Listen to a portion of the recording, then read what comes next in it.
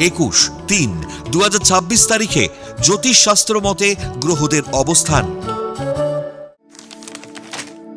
চন্দ্র অবস্থান করবে মেষ রাশিতে অশ্বিনী নক্ষত্রে। তৃতীয় স্থান মিথুন রাশিতে বৃহস্পতি অবস্থান করবে পুনর্বসু নক্ষত্রে।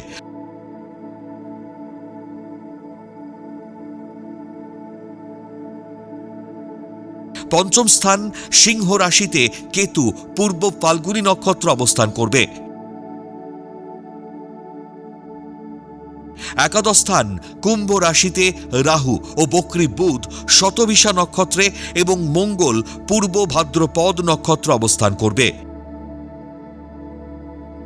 দ্বাদশ স্থান মীন রাশিতে তুঙ্গস্থ শুক্র রেবতী নক্ষত্রে ও শনি অবস্থান করবে উত্তর ভাদ্রপদ নক্ষত্রে